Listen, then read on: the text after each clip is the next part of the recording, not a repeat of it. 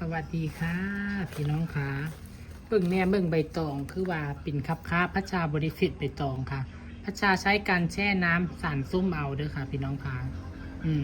แช่น้ำสารส้มเดี๋ยวฝุ่นมีอย่างที่เกาะใบตองนี่ก็จะรุดค่ะเมื่อนี้จะเข้าช่อประยุกต์ก็โบราณนะคะพี่น้องเบิ่งช่อประยุกต์ช่อโบราณค่ะช่อประยุกต์พระชาทำเสร็จแล้ว ต่อไปเข้าเป็นโบราณนี่เวลาเข้าช่อนี่อย่าให้ถี่เกินไปเด้อพี่น้องเด้อหลายคนเข้าใจผิดว่าแห้งที่แห้งงามอันนี้ลูกค้าเพิ่นจะไปดอกไม้เอง การที่เอาเข้าที่นี่เวลาเสียบดอกไม้ก็สิเสียบยากเลยค่ะพี่น้องคะโดยเฉพาะการเสียบดอกบานไม่รู้โรยไว้ตรงกลางและดอกรักไว้บนไว้ล่างแบบนี้นะจะเสียบยากถ้ามันถี่เกินไปนะคะพี่น้องคะฉะนั้นเอาให้เหมาะสมและพอดีไม่ให้ห่างเกินไปไม่ให้ถี่เกินไปเด้อค่ะนี่แหละค่ะการเข้าช่อประยุกต์นะคะการเข้าช่อโบราณก็จะง่ายนั่นนี่แหละค่ะพี่น้องค่ะทางใบตองเป็นคาบขีดตุ่มครับ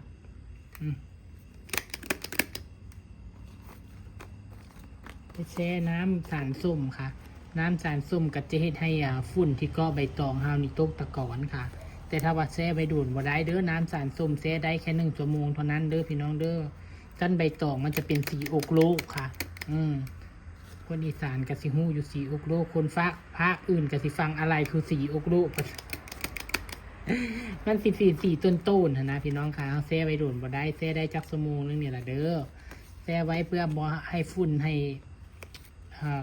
คราบตุ่มคราบอย่างในใบตองให้รุดออกนะคะมันบ่แม่นว่าแช่สารส้มแล้วให้ใบตองสดให้ใบตองงามดอกบ่แม่นพี่น้องค่ะใบตองสดนี่ค่อยที่บอกเลยว่าลงถังน้ำแข็งอย่างเดียวค่ะเด้ออันนั้นสดแท้บางคนมันไปใส่M100บ่แม่นอยู่แต่พอแต่แม่ตะกี้หันแต่ผู้เฒ่าผู้แก่ตะกี้น่ะเพิ่นแช่น้ำอย่างเจ้าฮู้บ่ยาทันใจยาแก้ปวดเพิ่นแช่ตะกี้ผู้เฒ่าตะกี้แต่ซุมื้อนี้แช่ถังน้ำแข็งก็อยู่นะซาพัชชาเฮ็ดน่ะ7 มื้อ 8 มื้อก็คือว่าบ่เป็นหยัง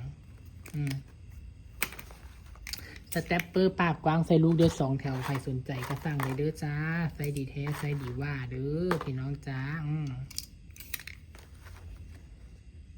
เรียงให้สวยงามอันนี้จะเป็นแม่16แล้วเรียบร้อยเป็นอะไรเจ้าค่ะงามบ่คะแม่โบราณนะคะพี่น้องคะ